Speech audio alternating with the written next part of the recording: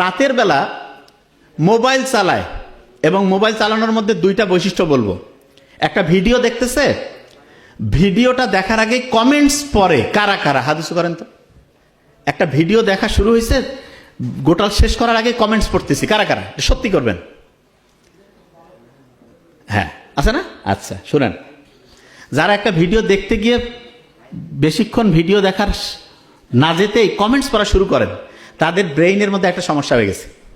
সেটাকে মেডিকেলের ভাষায় খুব বড় একটা নাম আছে, ADHD, attention deficit hyper activity disorder. কঠিন শব্দ বাদ দেই, সহজ করে বুঝাই দেই। অনেকের মনে হয় না যে আজকে আমি ডাক্তার হব, কালকে মনে হয় বাংলাদেশের বড় প্রধানমন্ত্রী হব, তারপরের দিন মনে হয় যে না আমি খেলোয়াড় হব, তারপরের দিন মনে হয় ইঞ্জিনিয়ার হব। এরকম ভিন্ন ভিন্ন জিনিস মনে হয়। কার কার হাত উঁচু করেন তো। আচ্ছা, অনেকের এরকম আছে। এইটার মূল কারণ কি জানেন? আপনার একটা জায়গায় ফোকাস করার, একটা জায়গায় লক্ষ্য করে কাজ করার যে ক্যাপাসিটি, সেটা নষ্ট হয়ে গেছে। কাজ করার ক্যাপাসিটি নষ্ট হয়ে গেছে। এবং এটা কি কারণে হইলো সেটা বলি।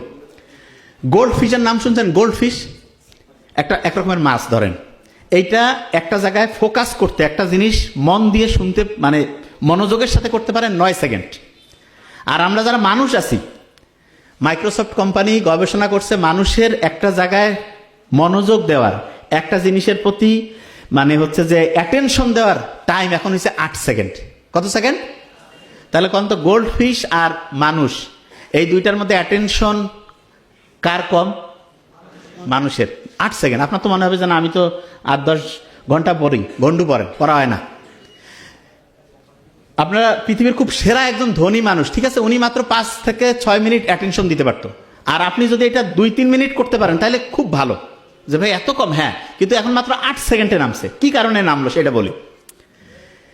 রাতের এশার নামাজের পরে প্রয়োজন ছাড়া, পড়াশোনা ছাড়া, কোনো উদ্দেশ্য নাই, মোবাইলের মধ্যে আন্দাজে কি দেখতেছেন সে নিজেও জানে না, কি খুঁজতেছে সে নিজেও জানে না।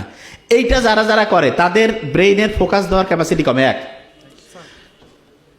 হ্যাঁ, সকালে যারা ঘুম থেকে উঠে, সকালে ঘুম থেকে উঠে দেখা যাচ্ছে যে শুরু করে দিল মোবাইলের মধ্যে, সে হচ্ছে প্রথমে ওয়াশরুম যাক বা দাঁত মাজুক, তার আগে দেখা যাচ্ছে সে শুরু করে দিয়েছে, মোবাইল দেখা শুরু করছে।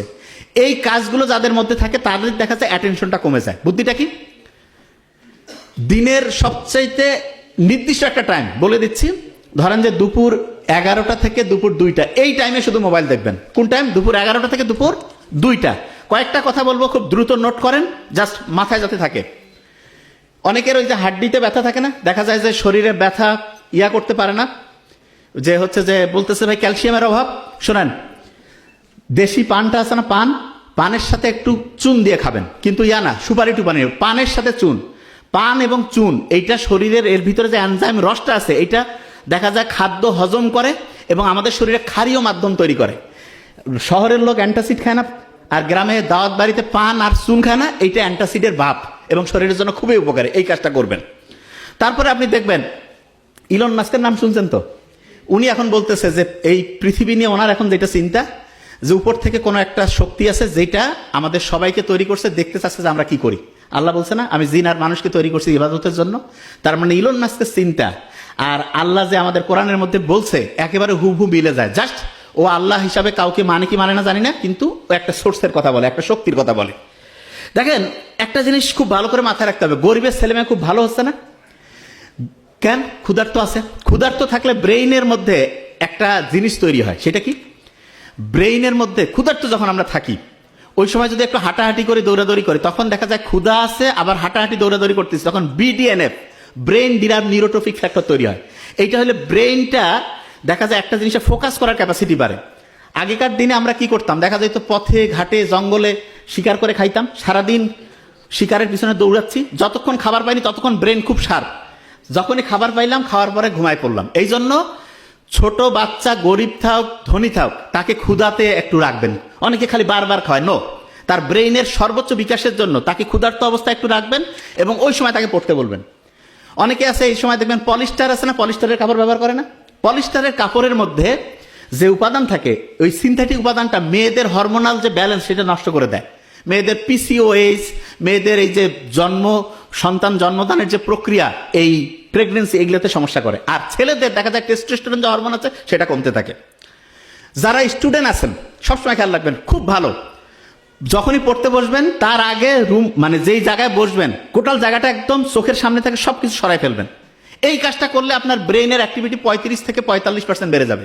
তারপরে ডায়েরি নিলেন, কলম নিলেন, আর ওই যে বইটা নিলেন, নিয়ে একটু 1 মিনিট পড়ার টার্গেট করবেন। 1 মিনিট।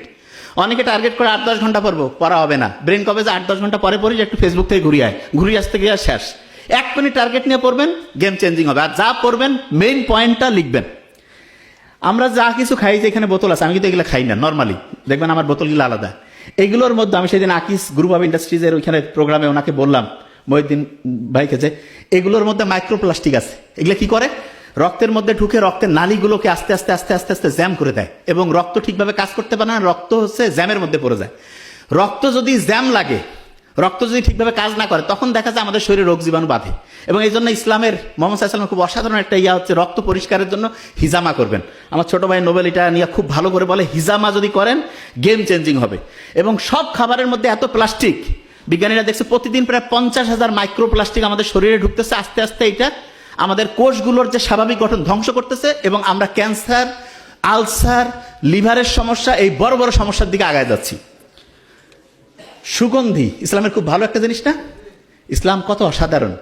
বিজ্ঞানীরা এখন দেখতেছে, কেউ যখন বডি স্প্রে মানে এক কথা সে আতর মাখুক আর যাই মাখুক, সুগন্ধি যখন সে ব্যবহার করে, তার ব্রেইনের 2টা অংশ প্রিফ্রন্টাল কর্টেক্স, হিপ্পোক্যাম্পাস অ্যাক্টিভ হয়ে যায়। হইলে কি হবে? পড়া দ্রুত শর্ট টার্ম থেকে লং টার্ম মেমোরিতে যাবে, পড়া মনে থাকবে। আর একটা জিনিস বলে রাখি যেটা খুব ইম্পর্টেন্ট, যখন আপনি পড়বেন, যখন আপনি একটা নতুন জিনিস পড়বেন, নতুন, তখন বাম হাতটা মুষ্টি করে পড়বেন।